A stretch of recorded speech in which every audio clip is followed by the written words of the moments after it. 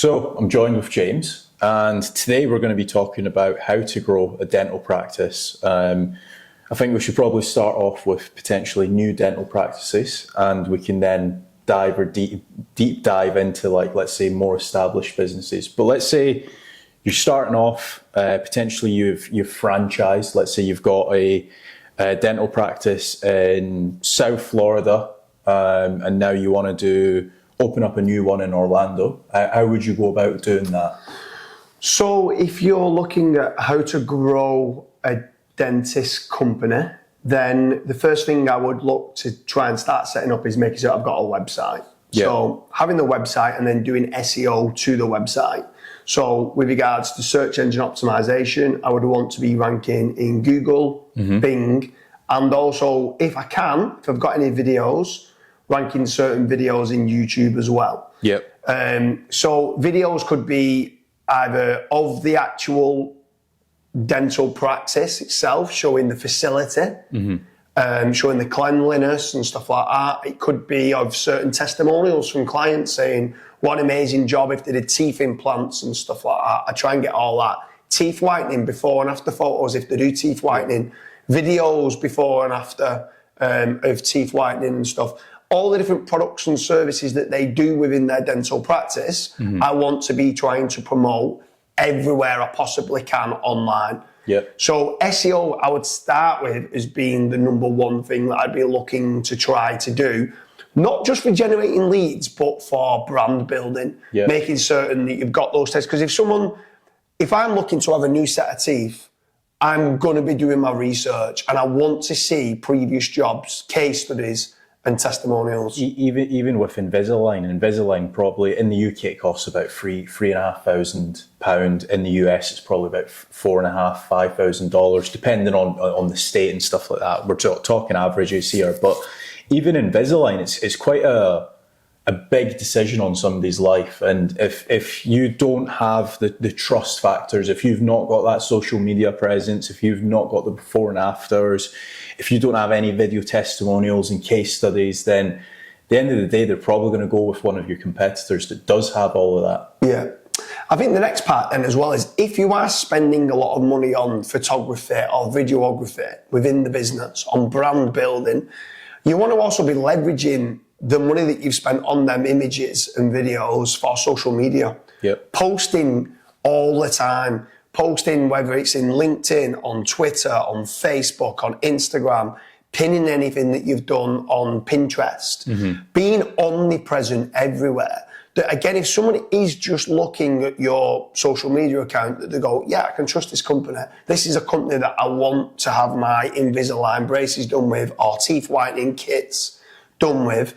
I want to be everywhere. And again, I'm coming back to branding and just making certain that I every so often keep throwing in testimonials of what people are saying, but on social media as well. One thing to just add to what you've said, try to get your own images. I don't know what dentist you actually use, but a lot of dentists that I look at their social media, they're just using stock images.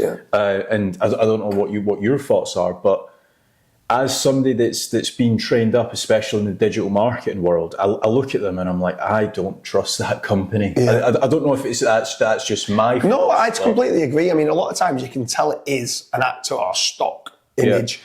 Like sometimes the less professional images, it's got to look good at the end of the day. If you're doing a before and after shot, you want to make certain, ideally they've got yellow teeth at the start and at the end they've got white teeth, right? So you want to try and make certain that is set up in that manner, but having unique images is key, but also it's key for ranking in Google Images as well. And I think sometimes this is a very visual, if you're getting new teeth or you're doing some sort of cosmetic dentistry, like you want to be making certain that you're ranking in the Google Images and you're being seen on places like Flickr and Pinterest and places like that, because they want to go, oh, I want that. Oh, my teeth are a bit more yellow than that. Maybe I should have this being done now. Do you know what I mean? You might have coffee stains in the teeth or whatever it is, but trying to get that out there is key. But then the next part, I'd say, for growing a dentist or dental practice, if you've got a product or service in an area, so you said South Florida, right? Or let's say you were saying you're opening up the new office in Orlando. If I'm brilliant at Invisalign braces in Orlando, Yep. at that point, I might be able to run PPC. Now, I won't just go and run PPC for cosmetic dentistry in Orlando because it's very, very, very expensive. But if you have a specific product or service that you've got a great hook with and a great conversion and it makes you good profit, at that point, you could run PPC. It's a massive caveat. There's a lot of click fraud and it's very, very expensive unless you're using a professional agency to get that set up right. I don't know what your thoughts are on PPC. No, I agree. So what we've typically found is with PPC, let's take Invisalign for an example. A lot of people shop around. So even though you've let's say Google's charging you £50 or $100 for the actual click, that click might not actually convert with you. It might actually convert with one of your competitors. So again, that's the other benefit of SEO. So once you've started ranking, you're kind of getting the clicks. It doesn't matter if they're shopping around. You're there. With PPC, you're going to need a lot of trust factors in place. You're going to need a good back end. So it needs to be very profitable for your dental practice. And also, if you've got potential upsells, so let's say, for example, yes, they've come in for Invisalign, but if you can upsell them for teeth whitening, if you can upsell them as a yearly checkup client, then that lifetime value of that client's maybe went from, let's say, $2,500 or $4,000 to, let's say, $6,000. Yeah. So you can ultimately just spend more on your marketing because you're getting a lot more profit in the back end. But yeah, what else would you recommend? So there's other things that people talk about quite a lot in dentistry, traditional marketing. So billboards, TV ads, radio ads, magazines.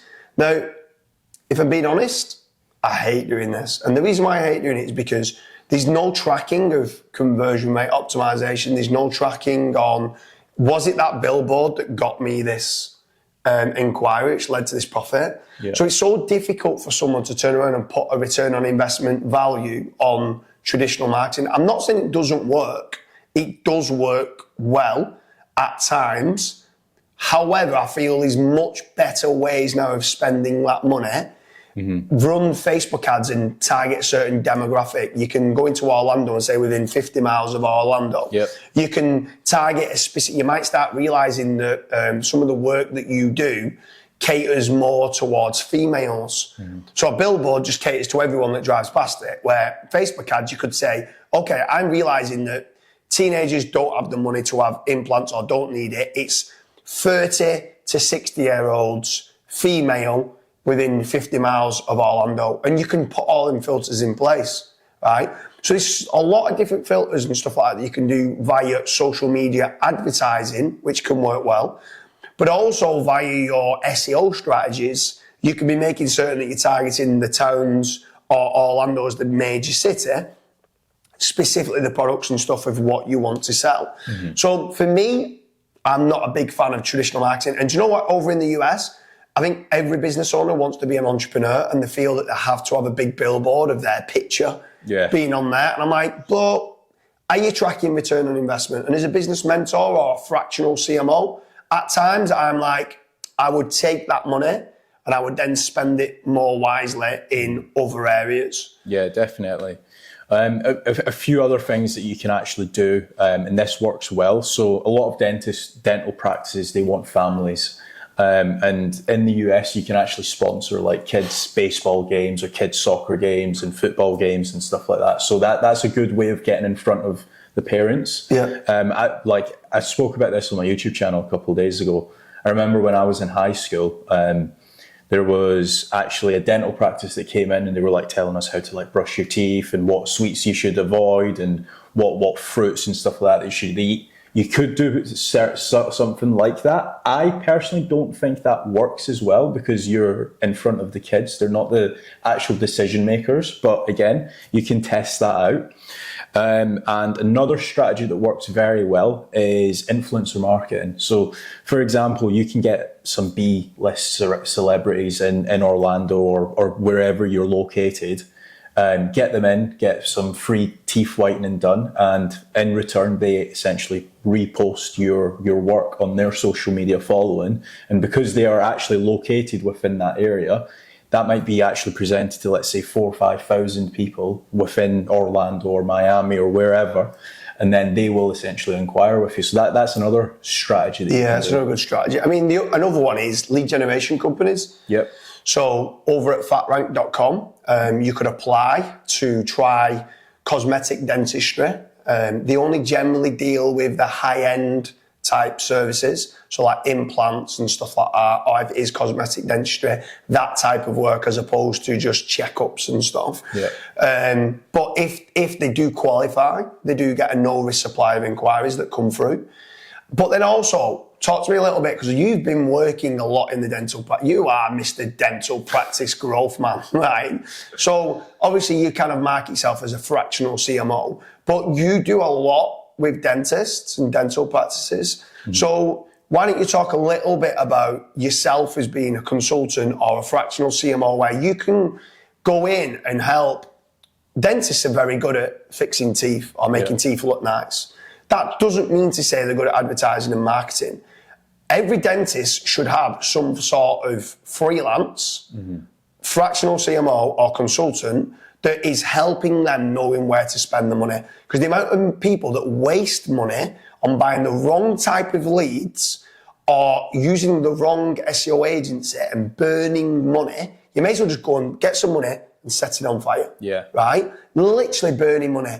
So explain a little bit more about you in the dental practice space of like, obviously you've kind of, not saying fell into that trade, but you've been working for so many different companies, but you've just seemed to have mastered the dental practice space and managed to grow so many dentist companies.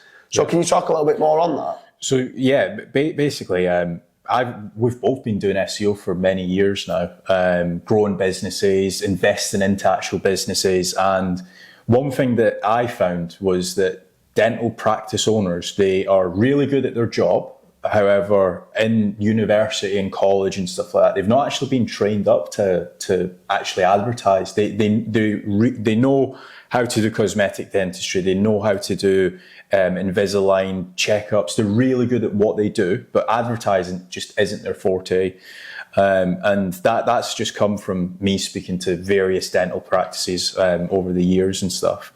So I've basically been able to kind of position myself as like the dental growth expert. As much as I don't like calling myself an expert, this is what people title me as.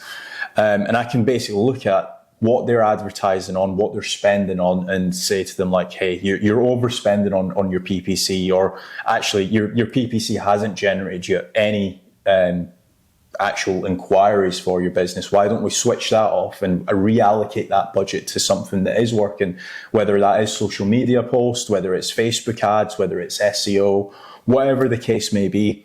And you would be surprised as to how many people are actually spending on billboard ads and not actually tracking that, or potentially they've done some radio ads, or potentially they've done some newspaper ads, or even some flyers and stuff like that. And it's just not generating them the ROI. Yeah.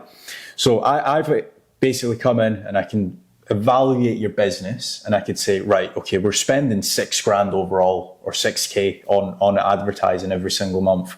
Why don't we just reallocate that 6K to doing these 2 things as opposed to doing these 6 things, and you're going to get a lot more bang for your buck. And it works out very well. A lot of business owners, they don't realize how much they're wasting money. Potentially they've outsourced their SEO to what we like to call SEO cowboys. There's a lot out there. It's quite disheartening to say that, because SEO can work for a lot of businesses, but if you're not correctly vetting, or if you don't know how to track the KPIs in SEO, you can get essentially taken for a ride for a lack of terminology. So I think that it's kind of a win-win, really. So if there is any like dentist business owners now that's saying, I like this video, I'm looking to grow, how can they initially contact you? Like, how do they get hold of you to say, do you know what, I want to book a strategy session with you, and I want you to look at my business wherever it's based, and this is what we do, and this is what we're spending money on now. And they can listen, they can not listen, but obviously you're going to come along as a fractional CMO. So that's a CMO that understands all angles of marketing, and you can give your honest opinion if I think you're overspending here and you're not spending enough in a certain place. And the good thing is that these business owners, they should be setting KPIs, even on yourself. If they came to you, right, as a consultant and said, we're spending £10,000 a month and we're getting this amount of clients, and you was to turn around and say, well, I think you should allocate some of the budget here, you need to be showing them that you're getting them more than what there was the previous months. But how can a dentist or a dental practice get hold of you to initially have this strategy session? Just go over to my website, kazradash.com, or check the link down in the description as well. So if anyone is looking to grow the dental practice, first and foremost, I'd strongly recommend booking a call with Kazra. Kazra can go through everything that we've spoken about in this video of how to grow more dentistry leads. But then it's not just about the volume of leads, it's trying to build and improve upon that average transactional value and lifetime value of existing customers. Obviously, you've got an amazing CRM system in there as well. For some dentist companies that might want to be using that can do text message follow-ups, email follow-ups, even WhatsApp follow-ups and stuff like that. These people, like you said, they're brilliant at fixing people's teeth and working on cosmetic dentistry, but they're not marketers. And this is where you can come in. So head over to kazradash.com or check out the link in the description.